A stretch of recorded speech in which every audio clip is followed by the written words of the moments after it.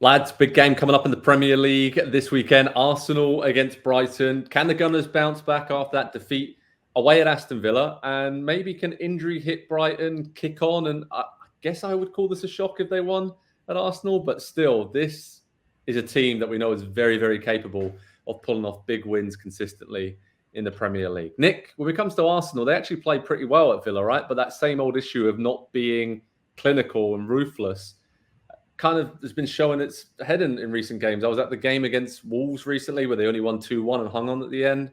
And they had chances to at least get a point at Villa, but it kind of all seems to me that they need a number 9 in January, a new one, right? That out clinical finisher, but they have to spend a lot of money to get that player to make the difference. So what are you thinking about Arsenal heading into this one?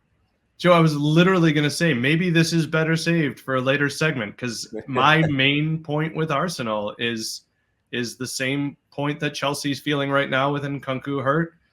Where's that guy? I think Gabby Jesus has obviously been hurt, and he's capable of being absolutely electric. Last year he was fantastic when healthy, but how many times have we said who's your center forward? Who's your finisher? And granted, listen, maybe there's a case to be made. Arsenal has 8 players in Premier League play with multiple goals. They are getting goals from everywhere. It was the Man City model of a few years ago. So you can win there. But how did we feel when Man City got Haaland? And I just think the talisman's probably the wrong term over on your side of the pond. But here, the way I want to use talisman, who's their guy that they just go, well, he's going to score. So we got one in the bank. Yeah, and don't we think there was a reason that as long as he was at City and as many seasons as they kind of needed a striker, that he never became or was never made the guy there as well? Obviously, the injury issues have been a problem throughout his entire time in the Premier League. And if your best ability is availability at that level. But even when he does play, he's kind of that tweener player where he's not an out-and-out center forward, certainly in a league as physical as the Premier League, especially somebody with injury issues as well. But he's also not, how much depth do they have on the wings as well? And so probably where he's at his most effective there, they've got too many players, they've got too many bodies, and so they're just kind of trying to force him into the team now. And I wonder if not for Mikel Arteta and his familiarity with Jesus, one, do they make that signing in the first place? And two, do they maybe regret it a little bit because it was not cheap? No, it wasn't. And you're right. He's kind of spoken about for Brazil in the past how he actually prefers to play out on the right or just that inside right channel. And obviously he's not getting ahead of Bukayo Saka and the team there. So there is potential, though, I guess, to move around that forward line a little bit. And I feel like the midfield balance has just been a little bit off at times, right? They can't quite figure out Trossard, Havertz, should they start? Obviously missing Thomas Partey. It's just Declan Rice is doing wonderful things, and he is probably Nick their talisman right now. But as many late goals as he's scored already this season, that's not his that's not his role, right? And that's not his game. So they do need to add that clinical finisher to take that next step.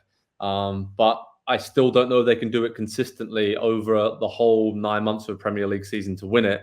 And I had a cabbie recently in London who's an Arsenal fan, and he laughed at me when I said, I think you've got actually a much better chance of winning the Champions League than the Premier League. And I don't know. I just feel like over a shorter period, fewer games, this Arsenal team can turn up for big moments. We've seen it time and time again.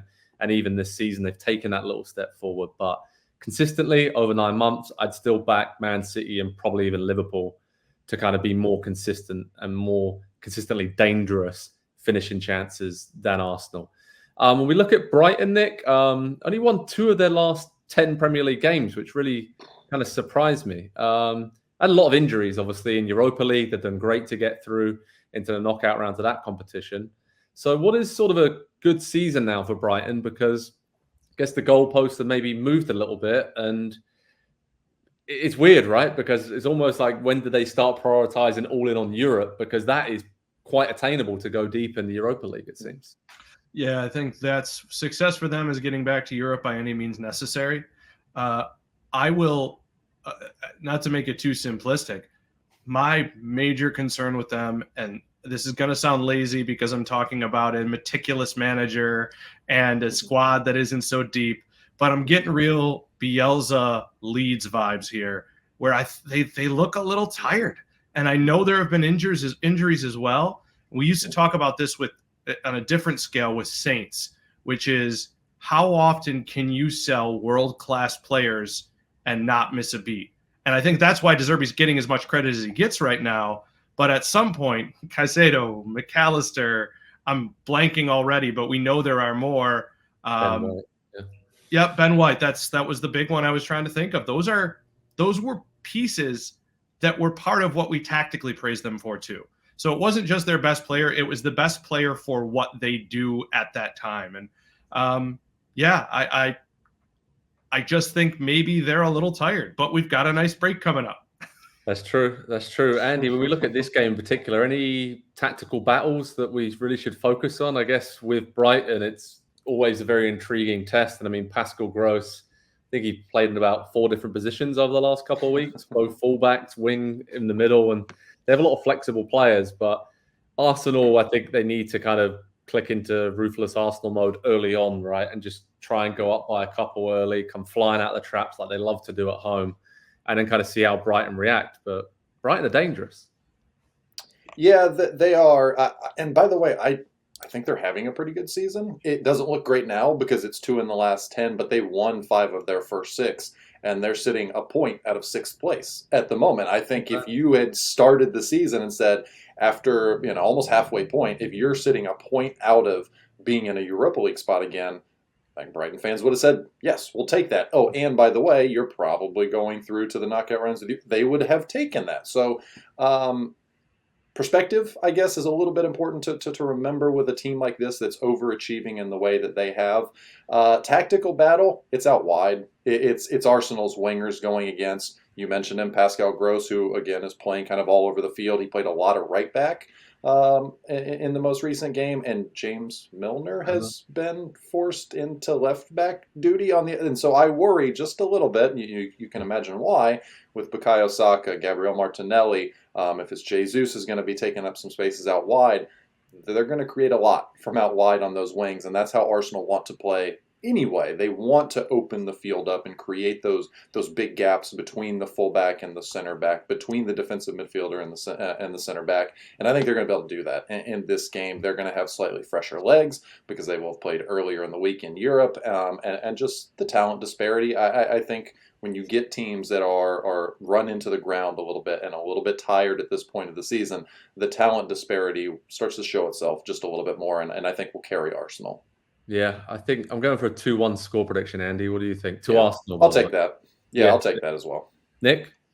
Fun fact, Arsenal has just 1 win in their last 5 meetings in all comps against Brighton, and that's why I'm picking Arsenal. It feels like that's a pretty big ask. Brighton playing Thursday as well. Arsenal all the way. All right, head over to Pro Soccer Talk on NBCSports.com for all the latest. Had this big game in North London, Arsenal against Brighton. Intriguing tactical battle. Can the Seagulls pull off a huge shock, or will Arsenal take care of business and get their title bid back on track? We'll let you know. Head over to PST for all the latest.